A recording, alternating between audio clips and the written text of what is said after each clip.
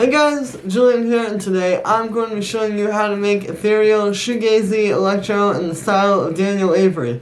As usual, you can get the full project files, samples, MIDI, presets, everything like that from this video is available at the top of the description on my Bandcamp and on my website, and if you're a patron on my Patreon, check there because it's already available, and let's dive in. Alright, so here's the project. We're at 120 BPM. The first thing that we've got going up here would be the drums.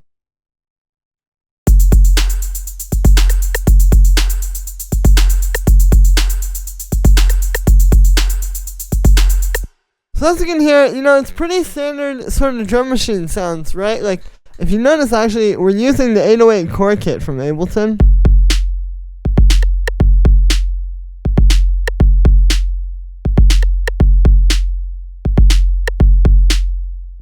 So, like, really simple there. Now, the key here is that we're using the 808 kick, but I've shortened it a little bit, using the amplitude envelope here, so that it's not just like a boom, like too long and boomy. Because obviously, like, if you're gonna have an 808 kick and a bass, it's gotta be kind of a little bit shorter like this. So I've got that there, and we've got the snare, and then just a little bit of that rim shot. These hi-hats here are just a 606. And I shortened that a little bit as well, this hi-hat combo here. It's shortened, and so is the open hi-hat. And so those just kind of give you like a more like nice ongoing hi-hat loop. What I've got is I've got this chorus on here, and I also have an EQ boosting the highs so that we get kind of like a cool, like it just kind of brings these to life a little bit and animates them and makes them feel like they're not just like kind of in one place, but it's got a bit more texture. Then underneath that we have this shaker.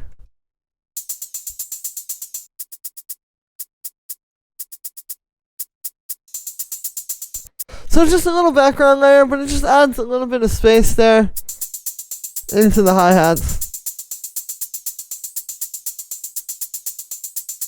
It's a subtle thing, but it makes a big difference. And the last thing down here is this rim shot. And this is made with 2 layers. So it's an 808 rim shot. And then this more just like a snare rim shot. And then those are just going into a little bit of reverb. And this is just meant to sit underneath that main snare. It just makes that sound a bit fatter, right? Because the 808 snare on its own is pretty fat. But it could definitely be a bit stronger. So this just adds a little bit more punch to that. And also, like I noticed in the intro of a lot of tracks, you could have like this. Right? Like we don't quite give away the full 808 snare just yet. It's just these. And then when you want to like bring in more energy, it kind of gives you something that you can play with in the intro there and in different arrangement parts of the track. So those are the drums. Pretty simple. It's really just a matter of not messing it up. Like when you're using like the 808 and the 606 and like these classic drum machine sounds, just knowing how to make them work, keeping them clean. Like there's not really too much processing going on here, and essentially not messing it up with like saturation and compression and stuff like that. So then underneath that we have the bass.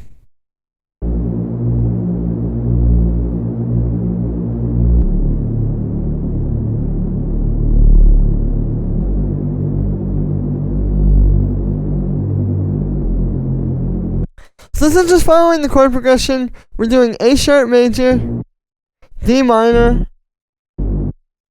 G major, pretty sure. Or excuse me, no, I believe that's a G minor. And then just F major. But yeah, so this just follows the chord progression, pretty simple. It's really just meant to sit underneath these pads.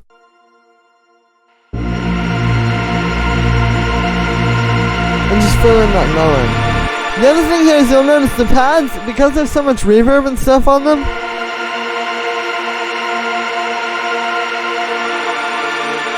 they don't always like change the chord right on the beat. So having this bass that's just like really steady, it kind of helps you keep track of where the actual chord changes are happening. So for the sound here, it's made with wavetable. It's actually just a pretty simple respace sort of sound. You can see we just have a saw wave. It's down an octave. I've got a low pass filter on it with a pretty high resonance. And the frequency on the filter really makes a big difference. You'll notice if I start turning that down a little bit, the track is a lot less fat. And then when I turn that back up,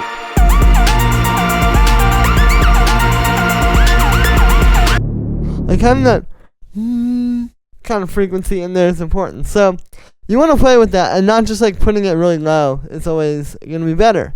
And then I just have some unison on there. We have a bit of chorus. And then finally I just have this bass mono happening here. So that's just putting everything below 120 hertz in mono. Just without it. And then with it. You know, it just works because those really low frequencies, you really don't want them to be stereo. Because it's going to sound fatter in mono.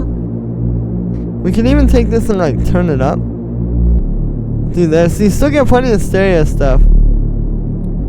It's not completely mono like that.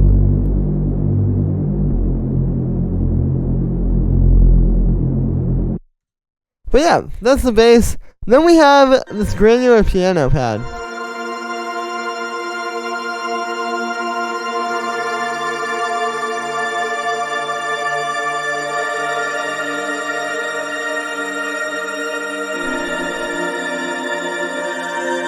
So this might seem crazy, it's a lot of notes going on, but it's actually not that intense. The key here is that you start with your chord progression. So if you look in here, we have like this first note.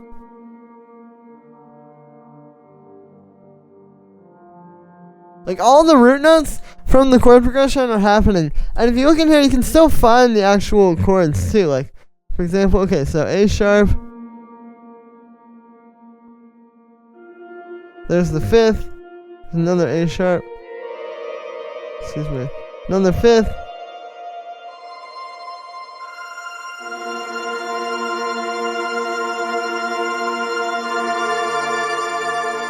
here we should have an F in here.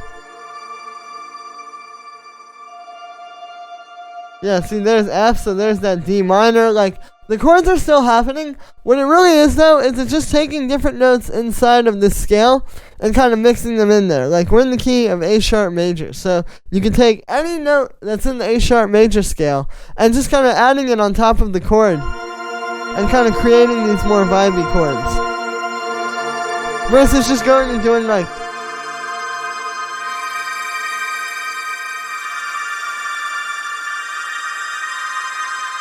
that sounds cool and all, but that's just basic major and minor chords. You know, we need to take these and make it a little bit more exciting and just a little bit more kind of like expressive. And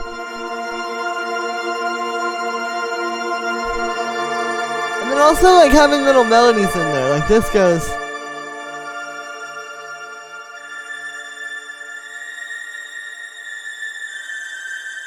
Like that's its own little thing.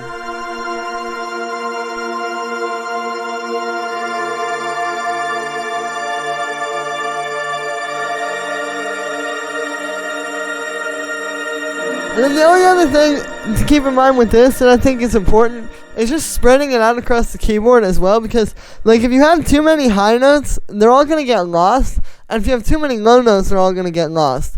What you need to do is make sure you have some low notes and some notes in the middle, but also the high notes. And then it'll feel really balanced, because like if I take out these, for example, see it already doesn't feel as good.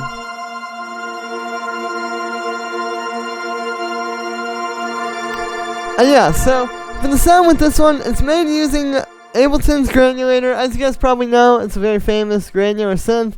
Granular synth meaning essentially it's a sampler, it's just playing back a sample. But what it does is you can see that yellow line there. It's playing back for each different note a different place on the actual like timeline of the sample. So you're getting all these different, essentially, grains playing, and it's really cool when you just take like a piano or something like this, because now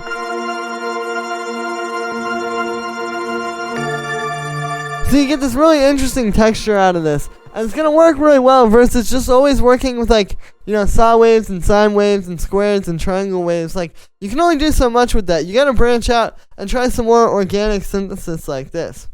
So we got that. I've got a bit of reverb on it. You can see the reverb is 100% wet as well, so we're really just getting that, like, washed out kind of thing. But that's really what you want here. That's very much feels like a shoegaze sort of thing. And then we have a high pass filter on there. And yeah, obviously the patch is pretty simple, as you can see. It just comes down to, like, really good notes, really good piano sound going into it as well. Like, if I play you the piano sample here. Like, it's just a nice piano already. And yeah, then we have this noise pad.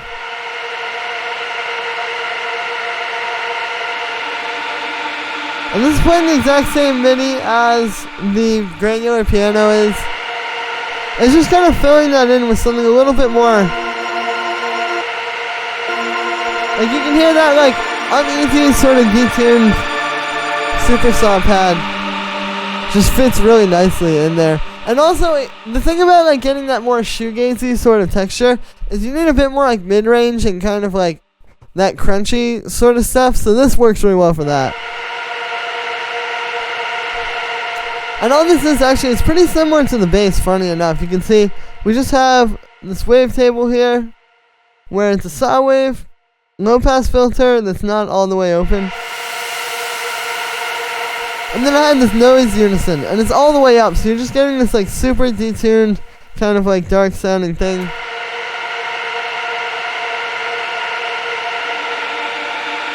A bunch of chorus and some reverb. And that's pretty much it. Again, simple sound.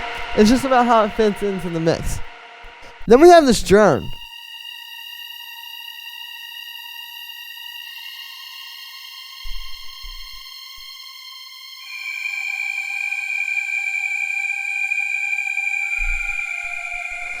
And so this is really simple. It just kind of is meant to play with the chord progression. You can hear it adds, like, a nice element on top of that.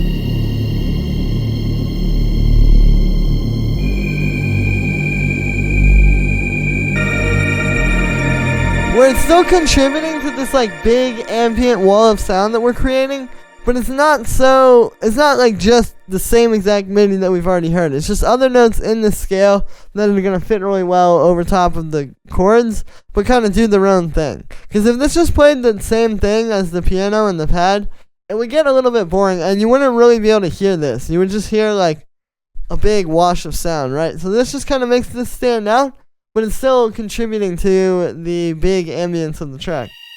And this one's made with analog, actually. What's happening is we have a saw wave and a square wave, and then you can see we're using the format filter, and I'm sending it through filter too. So we're using the format filter essentially to kind of create the texture of the sound, because you can hear it's got that weird kind of like valley thing. You'll notice also I have a LFO on the filter there. Also have it being key tracked. But then the low pass just kind of cuts off that, like, sharp high end so that it's still going to be just nice and smooth. And this isn't that loud in the mix, so that kind of helps to dull that down a little bit as well and push it a bit more to the background. And then I have an LFO on the filter cutoff of that as well. Then we just have some vibrato and unison, a bit of chorus, some reverb, which is 100% wet, and then finally just a high pass filter to make sure this isn't going to mess up the low end. And yeah, then we have this guitar.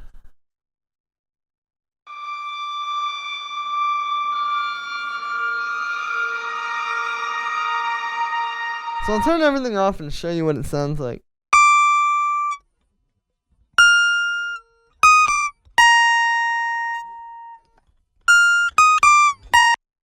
So this is just some guitar I played. I just played some notes that fit well over top of this. It was like kind of improvising just in the scale.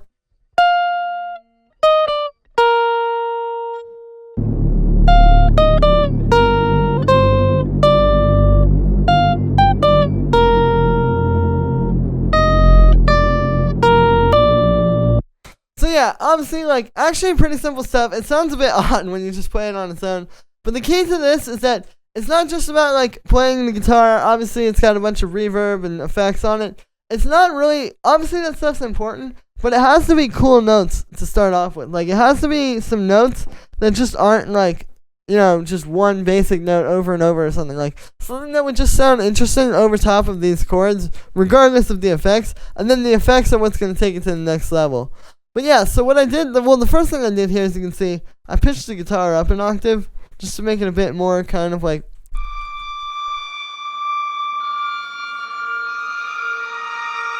it just gave it a really cool sort of texture. And then the first thing we have here is the amp simulator. So you can see, I just got this heavy amp here, and then we've got the cabinet on the 2x12 setting. So this is kind of giving you that more shoegazy, kind of crunchy guitar, which can sound really good going into reverb and delay. Like, a lot of times you would think you would want a clean guitar for something like that, this ambient guitar. But the distorted ambient guitar sounds really good because it's a bit more chaotic. It's a bit more textured as well. And so that's just going through a bit of echo, which you can see is really heavy, and I've got the reverb up on that. And then I also have a bunch of reverb on it. So we're just trying to create that, like, My Bloody Valentine, like, slow dive style shoegaze guitar. And then finally I just have a high pass, which is going to be pretty important. If I turn that off, you can see.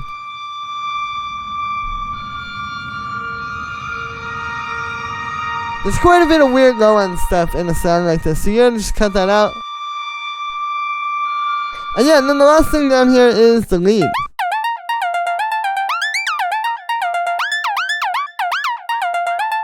So notes-wise, it's actually pretty simple. Now, we're really just playing around with, you can see this root note here, quote-unquote, is F. So we're actually using the 5th down there, because we're in A sharp minor, or A sharp major.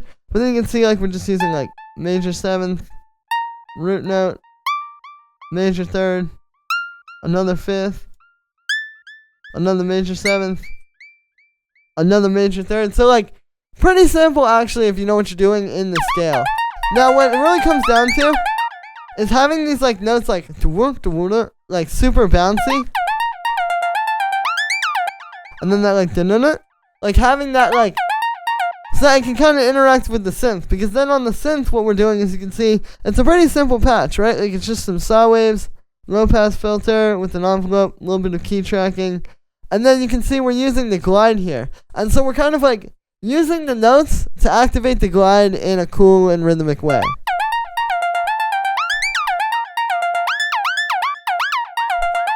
And the key is really setting the perfect amount of glide. It might seem simple because it's at 50%, but actually it takes some time and dial that in. Because if we make it like a little bit faster,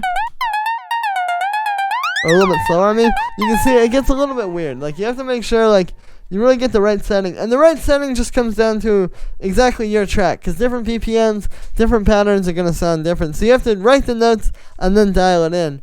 And then the last thing on there is just a bit of echo.